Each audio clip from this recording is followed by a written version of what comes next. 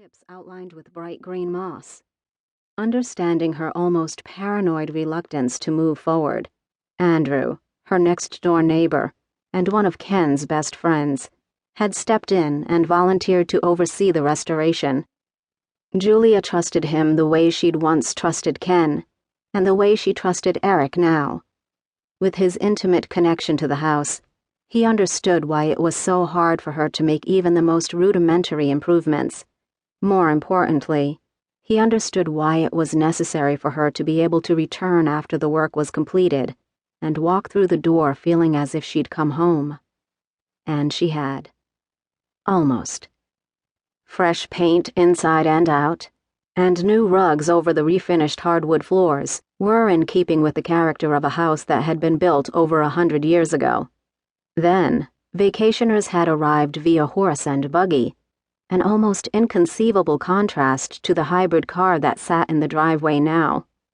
She'd involved Eric and the kids by giving them the job of picking out the material for the curtains and bedspreads in the bedrooms. Fitting their personalities, the fabrics were busy and brightly colored, and not something Julia ever would have chosen. They would take some getting used to, but that feeling would come.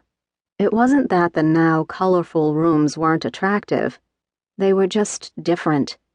So different, she could no longer imagine Ken or Joe or Maggie living in them.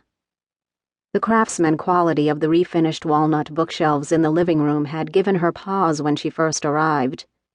It wasn't that they looked new, it was that even through all the polish, they were as familiar as the sound and feel of the ocean outside the new triple-paned windows.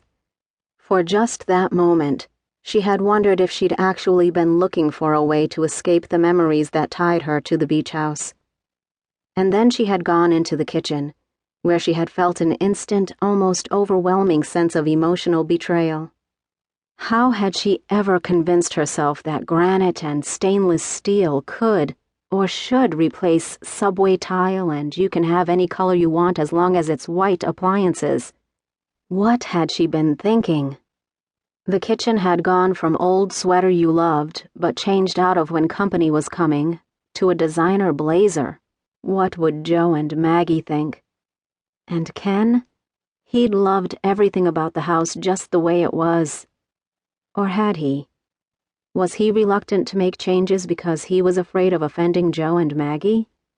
No matter how long he'd owned the house, he always thought of it as truly belonging to them. But he'd died unexpectedly, a man who'd never even had the flu, and left the caring about such things to her without telling her what she was supposed to care about the most. And then, less than a year later, Joe and Maggie died, taking the dreams and hopes and desires of their lives with them.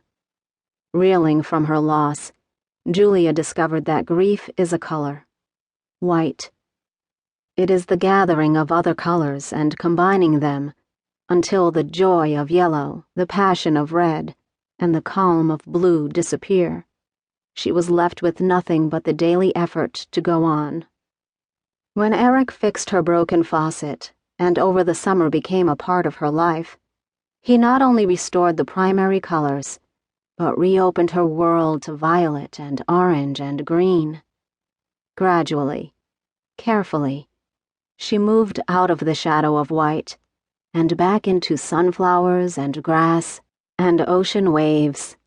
When their daughter was born 2 years later, and they were alone for several minutes in her hospital room while they waited for the attendant to bring a wheelchair to take her to the car, a sliver of sunlight escaped the curtain and bounced off her wedding ring, spraying the opposite wall with miniature rainbows.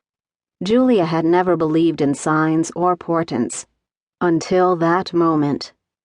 A tear slid down her cheek and landed on her baby's blanket. Whatever sorrow had lingered in the depths of her heart was gone, replaced by the understanding that she was exactly where she should be, and with the people she should be with.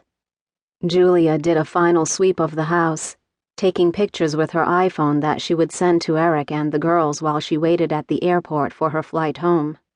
As she tried to angle herself for the best shot of the master bedroom, she stopped to pay attention to the wash of